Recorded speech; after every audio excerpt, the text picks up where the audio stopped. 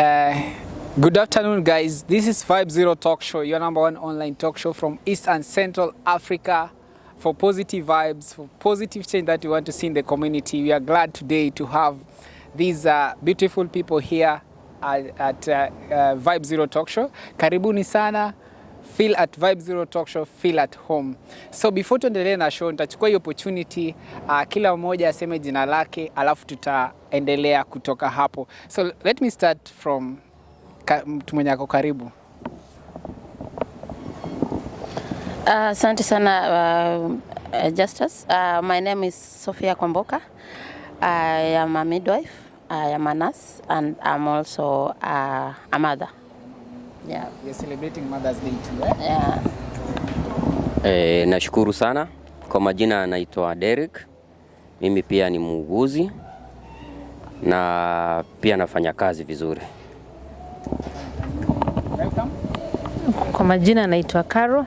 Mimi pia ni nurse midwife, and I'm also a mother of 2. Asanteni sana kwa kupata nafasi. Najua leo ni Sunday, leo ni outing days. After church najua inafaa mnapumzika ama mnakaa na familia pamoja, lakini mmechukua this opportunity just to appear on this show and also to celebrate this International Nurses Week. Unajua nurses huwa mnakuwa muhimu sana katika jamii. Kazi ambayo mnafanya, kwanza hii vile COVID imepita 2 years, yani mmefanya kazi nzuri sana. Hebu jipigeni makofi kwanza. At least Caro, mmefanya good work. So we really appreciate you guys. Wherever place you're working in the facilities, your work is being felt, and we really appreciate that. So today we just want to have a conversation, just general conversation about what do nurses do in their daily activity in the hospitals, kwa delivery rooms na kwa maternity.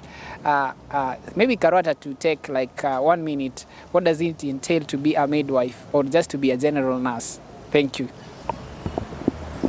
Okay, maybe kwanza naweza sema nursing is a calling. For you to be a nurse, you have to have the calling, you have to have the dedication, and you have to have the passion. Kwa vile ile kazi tunaifanya huko maternity na the wards is not for the faint-hearted. Bringing lives as well as sending the people who've died is not an easy job. Yeah. Thank you very much. I know by the is a call na something ambayo inataka moyo tu vile umejitolea. Derek, mmoja watu wengi sana wanajiuliza ya kwamba when you were growing up, walikuwa nafikiria nurses they are just only ladies. Ebu tell them that a guy can also be a nurse and the great work that you are doing, because kuingia pale delivery huwa sana sana wanaume si tunazuiliwa kuingia pale ndani. Ebu eleza watu kuhusu wanaume ambao pia wanafanya kazi nzuri sana kama wewe. Kuhusu hilo jambo naweza sema ya kwamba ni kweli tukiwa wadogo pale tulikuwa tunafikiria wauguzi ni ladies only, but tumesema it's a calling, meaning kuingia pale lazima nikuwe na ule moyo umejituma na ni mtu ambaye ako dedicated kwa kazi yake, na pia uangalie vitu nyingi, sababu ile kazi inayofanyika pale na nurses ni kazi ambayo ni ngumu, kusema kweli watu wengi hawawezi kustahimili kuifanya, sababu wakati mwingine ni kazi inahuzunisha, wakati mwingine unakaa pale na mgonjwa wako umekaa naye for some time, then unaona ameaga dunia. Unajua inauma wakati mwingine, lakini tunaelewa ndo njia. It's also a profession ambayo ni nursing inafanyika na kila mtu. Unapata nursing, unajua saizi kuna vitengo mbalimbali. Kuna wale wame specialize na kila mtu anafanya kazi yake. So unaweza ingia pale as a general nurse and then unaweza specialize whether you are a lady or a man, na ukafanya anything that you want. Borake, it's a profession and you have that calling, you feel this is the thing that I want to do. Yeah. Thank you very much, Derek, kwa kueleza vizuri ya kwamba anybody can be a nurse, whether you are a man or a woman, you can still be a nurse. Just vile Carol alisema ya kwamba is about calling. If you have that call to be a nurse and to serve people as a professional, you have your chance to serve in the maternity. Now, Sophie, I know you've been there and at least umefanya delivery mob, sindio? What are the challenges do you find when you are in delivery rooms? What are the most challenges yenye unapitia? I can say challenges huwa ziko, but we try to look for solutions. One of the challenges is we get patients that have different attitude, and they come to maternity with their own issues. Maybe mtu akuna attitude yake nyumbani, labda amekosana na mtu, and then this mother comes into labor. She comes with relatives. Handling such cases in different scenarios, it depends on how you carry out yourself when you're handling that mother. So that is one of the challenges. A mother comes with attitude, pamoja na relatives. So you really need to behave so nicely to these relatives and even the nurses, so that usiweze kuwarudishia vibaya. And that's why we say nurses are rude. It's not that they're rude. You will get some people have their own way of dealing with those issues. So one of the biggest challenge usually is an attitude that people come with in maternity. But the better way is, as a nurse, as we have said, is a calling. You really need to relate well with these mothers or relate well with these relatives, so that that attitude does not affect the service that you're delivering to this mother. Okay, another challenge is I cannot say it's a really a big challenge, but it is really what to mention about. You are in maternity and maybe some things are missing that you are supposed to use to deliver mother. So it's a challenge, and you are really afraid what can you use to deliver this mother. So resources in a facility are really important. So when you get that the resources are not enough in a facility, it becomes a challenge to even offer quality service to these moms. So it is a challenge, but some facilities, especially the private ones, have been able to adapt it and cope with it, but the public sector is a bit reluctant, and it's a challenge. So okay, Sophie, wacha nikupate kidogo kwa hiyo attitude, kwa ile point yako ya attitude, which pia nafikiri nyinyi pia mtanisaidia. Sana nurses huwa watu wanasema kwamba mna attitude sana. Mnaweza kuwa compared na conductor na msichana wa M-Pesa. Mnajibu wa mama kuna zile attitude Is it true that sometimes huwa inafika mpaka mnalinganishwa na wasichana wa M-Pesa ama conductors? Maybe utajibu alafu pia watatusaidia. What I can say is as much as we are nurses and we have a calling, it depends on everyone's way of dealing with such cases. So there are nurses that even if you will go to maternity and you have your own attitude, that nurse will handle you well, deliver you well, and you'll go home so nicely. You'll get another one who will just exchange words with you until you refer all the nurses as M-Pesa ladies. So it depends with the personality. That is number one. Personality of this nurse. How is she handling her cases in the facility? Number two is I can say is nurses are really working so hard in our facilities. We really need to appreciate these nurses wherever they are. So when you get a nurse, is one nurse and she has around 10 mothers to deliver, it is really an overworking job. Remember, this nurse is a mother at home. She's being waited, even she's also a wife. So sometimes being overwhelmed, a lot of work, you really need to get a good and humble time with your patient. So you get a patient comes with an attitude, and this is a nurse with 10 patients. That one makes a nurse to have even that attitude of exchanging words with the patient. I think that's one of the things I can say the reason as to why. Thank you very much. And maybe wacha nirushie karo hii. How do you deal with the attitude in the delivery room? Maybe tukirudi hapo kwa attitude and the delivery room, most of the mothers really mistake the attitude that the nurses come forth with. First of all, ukiwa pale delivery, there is that adrenaline push that you want a healthy baby, you want a live mother, and trying to juggle between the two sometimes can make a nurse erupt and change in the tone. So people can really misunderstand the nurse's pressure of having you to push and having that baby out the soonest, because we want to have a very good score. We want to have a healthy baby. And the more we have the cooperativeness of the mother at that given time, pushes us to more dangers to that child. We know that the issues that come alongside with resuscitation, delay in APGAR scoring, and all that kind of an issue. So sometimes you could have that kapush because you want the baby out and I want the baby out now. So it can easily be misunderstood there. So it needs a lot of patience, it needs a lot of calmness, and probably continuous monitoring around that time of delivery.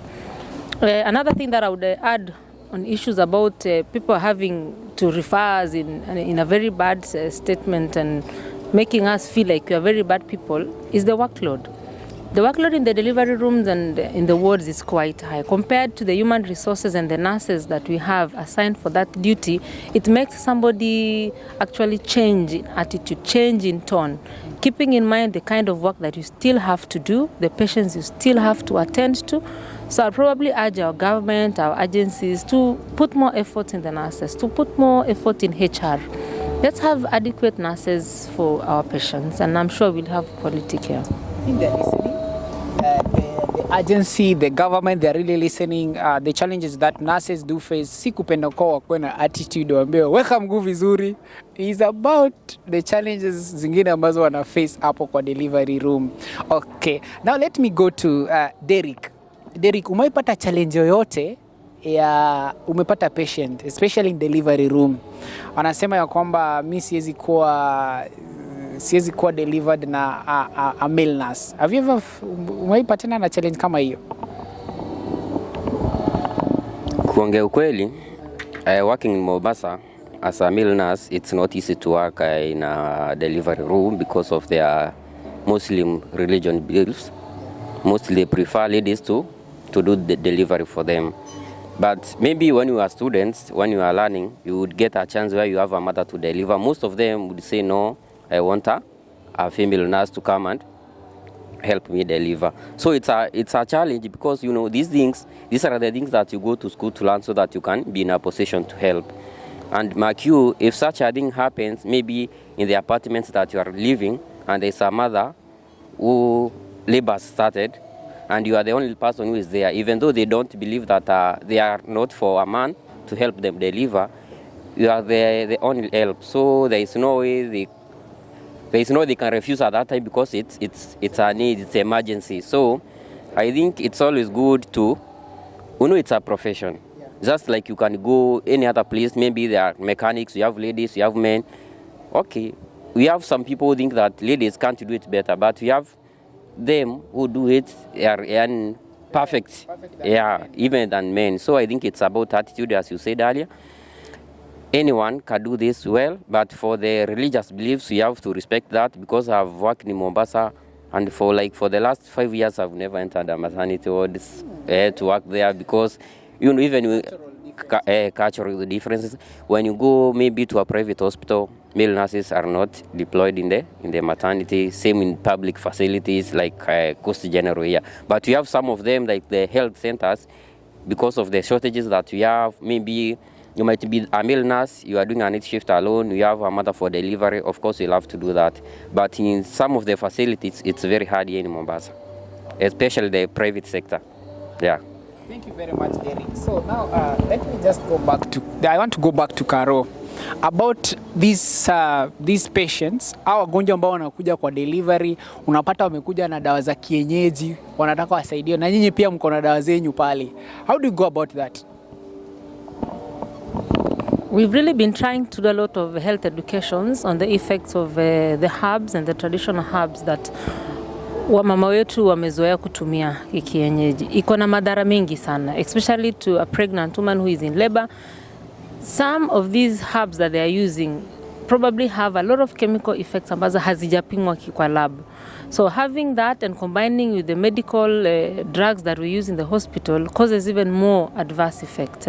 Unapata wengine wana contract zaidi, they could even end up having a uterine rupture. Na unaona hiyo ni madhara kwa ule mama na ule mtoto. So these are things that tumeendelea kuhamasisha wamama wetu kwa madhara ambazo zinaleta zile dawa za kienyeji. Kuna huu mtindo pia wa mama kufanywa massage at in the name of kutani mtoto angalie the other direction or angalie the other side so that mtoto hakuje vizuri. these are things that can be done in a hospital setup, guided by ultrasounds and machines. But unapata wanaenda kwa wakunga, wanafanyiwa the turning, and you never know the exact position of that placenta, ambazo inawezaleta madhara zaidi kwa ule mtoto. So tunaendelea kuhamasisha. These are things we continue, we keep fighting with them and keep educating them on the danger signs, and we hope one day they will listen. We've lost quite a number of mothers because of such traditional herbs, they call it massages, it's just some harmful practices. Wakati wa kitambo wa mama zetu na manyanya zetu ilikuwa rahisi those days, and fertility, you could per se, were quite low. But the current generation, I think tumekuwa mamili zetu ziko nyepesi, soft. Anything, a small twist can end up endangering the life of that mother. Maternal rate in Kenya is still quite high, and these are the practices that zinachangia. Mama kadri anapopasuka kizazi ama ile placenta ina detach, huwa anapoteza damu nyingi sana. Na saizi unavyojua kupata damu, blood donation is not an easy thing. Those are the leading causes ambazo tunapoteza wa mama wetu. It's quite high. Abortion cases are leading. It's just not easy for us. Yeah. Patients are listening, the community are listening about this herbal medicine use in our community, which really leads to loss of lives. So you need to just go to the right hospital with the professionals who can really help us, so that we don't lose many mothers through this use of herbal medicine. And also another thing that I want just to mention is about how do you react, or how do you overcome when a mother loses when you lose somebody, or you lose a child in the process of giving birth? How do you react to the mother? Kumbuka amepoteza mtoto. Who is ready to answer? Let's start with Sophie. Na kama imewahi kufanyikia pia unaweza tuambia, how do you react on that when a mother loses a baby and she needs some explanation? Okay, one of the things that is very difficult to deal with is death, and especially when it happens to yourself or to somebody who's close to you. So when a mother loses a baby, yes, I have ever experienced that. And these mothers really feel so bad. So we are told professionally that you are supposed to be empathetic to these mothers. Put yourself in the same shoes, but don't be so much into emotional with that mother. That mother will not be helped. So what I can say that you can do is try to release that mother, to release out the emotions that she's feeling, and then you can get some good time and give a very good psychological support.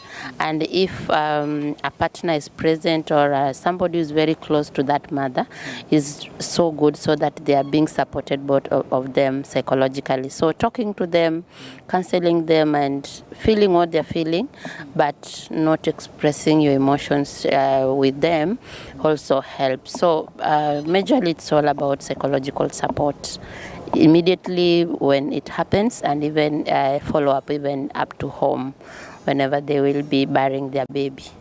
Thank you very much. Who else want to add something? Just shortly.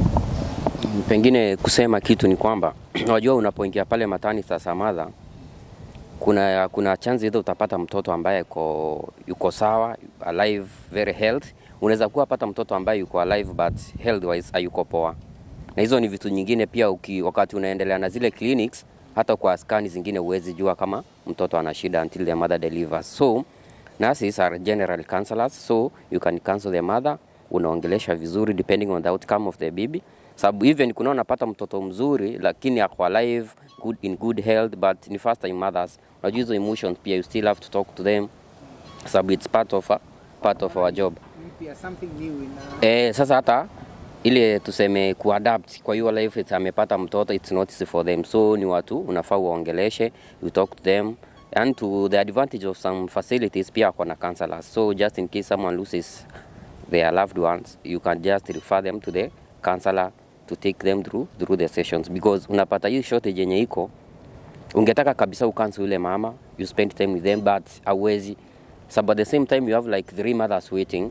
Wengine sasa ndo wanaingia second stage ambayo ni ya delivery. So you can't you can't risk kumuacha uendelee na counselor. Unajua first things first. So kama kuna counselor, it's better unaweza mrefer kwa huyo counselor, at least akaenda akamuongelesha, na pia you have to give them time for the grieving period. Najua lazima hiyo ikiuma ina hurt, so unapea time they express themselves, you listen to them, then at least unajua vile mtasaidiana. Thank you very much, Derek. So Carol, maybe you want to react on that? Maybe something I will just add is that people forget that we too have feelings. When we lose a mother, when we lose a baby, tunaumia pia sana. It really hurts. Because you equally had a lot of great expectation for that mother, a great expectation for that family to deliver the good news. Kuna kwa kale ka feeling tu nasikia poa by the end of the shift. Mama ametoka na mtoi wake na amesema nurse thank you. That ka feeling is a total feeling which is irreplaceable. So we normally hurt, and we really do hurt a lot. We cry in secrecy so many times. So nurses also equally need that support. You know, like a debriefing sessions where you need that support after having a lengthy session, after having a difficult shift, after having to witness the mother crash before you. It's not an easy process. So these are things that happen on day-to-day basis, and sometimes if it's too much, it gets into the nurses, into them too much. So they need somewhere to offload and somewhere to relax. So I would probably urge other companies and other associations to always have nurses debriefing sessions, psychological sessions, where they can air and just share their issues, what they are facing when handling patients, what they are facing when having the last offices, or having to share the bad news to the mother that, hey, sorry, we lost your baby, sorry, we lost your mother during the delivery.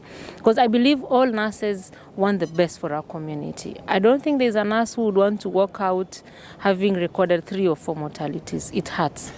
It really does. So on that note, we also urge the government or the NGOs or the agencies that are responsible also to give nurses opportunity to get being counseled, because they also human being, just the way Karo amesema ya kwamba they also human being, and they also have the feeling of losing someone. And now finally, as we're winding up the show, I just want to ask you one question about this hii kizungu hii watu wanaenda nje. Manases kizungu watu wanapita ama ni mnawekelewa? Na nasikia mnaongea kizungu vizuri sana hapa. Wanases, how do you, mnajua kizungu, mnajua kazi zenyu vizuri sana, lakini wanasema manases wengi sana wanataka kutoka nje, lakini wakifanya mtihani ya kizungu wanaanguka. Mnaekelewa ama ni something ambayo iko? Let's start with Derek. Ile kitu naweza sema kuhusu kizungu, unajua it's not just the normal English that unafanya pale primary ama high school. This is a special test kuonyesha kama uko ready, ukienda kule communications zako zitakuwa ziko sawa. So when I think kuna kuanga na misreporting, sababu ukisikia mtu ile exam haina kufail, it's only that you don't attain the score that they want. You have passed but you haven't attained the score that they want. Okay. Sababu but that is not that meaning that you've haujapita. No, umepita but hujapata. Unajua ina depend na countries pia. Unapata hiyo IELTS scores ziko different as per countries, kama UK tofauti na US. So mimi naweza kuwa kwenda UK sababu wanahitaji higher band, mimi nimefail, sijafikisha ile level yenye wanataka, but the same band naweza enda na US. So unaona si eti umefail, ni kwamba hujafikisha ile level au wenye wanataka. So mimi siamini hiyo ni kufail, sababu ingekuwa ni kufail, we have a lot of medical staff and nurses who have gone to other countries just to work there and they have passed the same exam. So hiyo mentality nurses wamefail, hiyo ni ile tu kuongea, ni ile kama ile tulisema attitude ya kusema nurses ni rude, wanaume hawafai kufanya nursing such things. Sasa hiyo ni attitude nurses wanafail. Hata wewe najua mahali huko sasa hizi, you know some of the nurses wenye wameenda abroad kufanya kazi na they have passed those exam. So I think it's about attaining the right band. Si kuekelewa, it's about attaining the right band ndo uweze kwenda the specific country that you want to. Lakini sasa si ile unasema pengine exam ilikuwa out of 100 mtu akapata 30 ama less than 50, hapana. Unaweza kuwa wakati mwingine umemiss na point moja. That's the thing. Si eti mtu amefail, ni ile hajaweza kuattain ile band alikuwa anataka, depending on the country yenye yeye anataka kwenda. Thank you. Karo, hii kizungu iko sawa ama mnaanguka? Kizungu yenyewe iko sawa. Iko sawa. So normally ni ile kuchuja tu. IELTS I know is a bit complicated. But nurses tuendelee kujaribu tu. Zile majob ziko huko nje ni zetu. Nurses are wonderful people and they deserve the best. So mimi nitawa encourage mujaribu tena sote tuishie. Until the day we will get better services. Exactly. Mpaka ile siku utapita. The other thing is so that we don't lose many of our nurses. Let's upgrade our salaries. Better jobs, better working conditions for the nurses. Then we'll be able to retain them. Kwani ni nini inawafanya waende nje? Pesa. It's money. Better living conditions. Better services, better vifaa. As Sophie had said initially, you really want to do the best for the patient, but you don't have the facilities. So at least if we're able to upgrade hizo systems zetu kwa country, nurses zetu watakaa. But as it is saizi, nurses, tufanyeni hiyo English, turudie na tuishie. So sad. I don't have positive comment about that. Let me just hear from Sophie. Sophie, wewe pia unataka kwenda UK? Kizungu umepita ama ni noma? Actually mimi naenda US. Unaenda US, okay. Na kizungu si eti hatuelewi. What I can say, this was just media. It was PR. It was your boss. It was just media and it was PR. Our bosses have PR issues. So what I can say is English is not something difficult. But what I can say, as my colleague said, it's all about the pass mark. So hii pass mark yenye wametuwekea, to some people it could be a challenge. And exams are exams. Kila mtu huongea kizungu. Wezi niambia kuna mtu hawezi ongea kizungu na ametoka all the way from class 1, amefanya professional nursing and then hawezi ongea kizungu. They talk English. But the problem is the pass mark. They talk there is different. No, the pass mark yenye wametuwekea, that is the challenge. So and we are continuing to say that we are going outside the country because of the poor working conditions in Kenya. I'm so sad, but I believe that before we wind up the show, you guys were going to change your mind. You are not going to any country. Tutabaki Kenya na tuombe serikali at least waongeze services, and we have good services in our hospital, isn't it? So that we serve people hapa na pesa pia ikiwa mzuri. Si mnaona Kenya iko poa?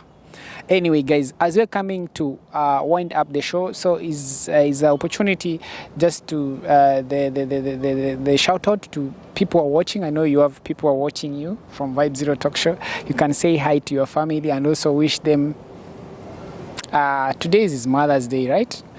So just 1 minute. Let's start from Caro. Shout out. Maybe parting shot. Mine is to congratulate all the nurses who are doing a good job out there. Continue shining, keep shining. You are wonderful people. This world need more nurses. Yeah, and all the mothers out there, happy Mother's Day. Thank you very much, Caro. Derek? Caro amesema kitu nilikuwa nataka kusema, sasa sijui kama ni nyamaze. Ile kama vile amesema, nurses are heroes, heroines. We appreciate them for the work that they do, the dedication that they show to our patients, to the community and the people around. Another thing yenye ningetaka kusema ni kwa government. You see, when tunasema nurses are living, going abroad. Baada ya ugatuzi wa afya, kila kitu ndiliharibika, I think zaidi ya venye ilikuwa. The counties can't manage the health sector very well. So ndo utapata kuna shortages, supplies hakuna. Imagine you getting into a shift and then there are no gloves and you have to work. You have patients. Hata kama unataka kusaidia, utasaidiaje? Your hands are tied. Hauwezi enda kugusa mgonjwa pengine ana bleed, hauna gloves, unajua. So I think it's about the government. It's about time the government takes this serious and make sure that the health sector, the health workers are well taken care of. Thank you very much, David. I hope the government is listening. Now, Sophie, before we went to the US. What I can say is nurses are wonderful people. We are really trying to offer the best that we can, and we are urging the government that may you try to upgrade our system. We really want to go to the national system for management of the health sector. This one will really help, and we know that our cries will be heard. To all the nurses outside there, feel appreciated. This is your week, and just know that you're touching lives. You see lives starting, you see lives ending. That is a great opportunity for you, and feel appreciated. And I want to say shout out to all the nurses. Thank you. Yeah. Thank you very much, and continue doing the good work. Before when they outside the country, there's some changes that the government, I believe, they will do, and especially if we elect good leaders, which nurses are also part of the people who are voting. So I believe the government will change and will have a good governance in terms of health sector, especially in the ugatuzi and also the national government. I think the more nurses they want it to be national, they have those people because they are complaining about the county government. So thank you very much, nurses. Wherever place you're watching this Vibe Zero Talk Show, we really appreciate your work. And also the nurses in the house today, Vibe Zero Talk Show, thank you very much, Carol, Derek, and Sophie, for finding time to come on Vibe Zero Talk Show just to share your thoughts about what needs to be done on the nurses and also in the health sector as a whole, so that you can have a positive, safe services in our health sector. Thank you very much, guys, and may God bless you. I'll also shout out to those people who are watching from Dar es Salaam, those people who are in Kigali, Rwanda, Nairobi, Nakuru. Thank you very much for tuning in to #1 online talk show, that is Vibe Zero Talk Show. I was your host, Justo, and have a blessed week as we celebrate nurses all over the world. Thank you very much. God bless you.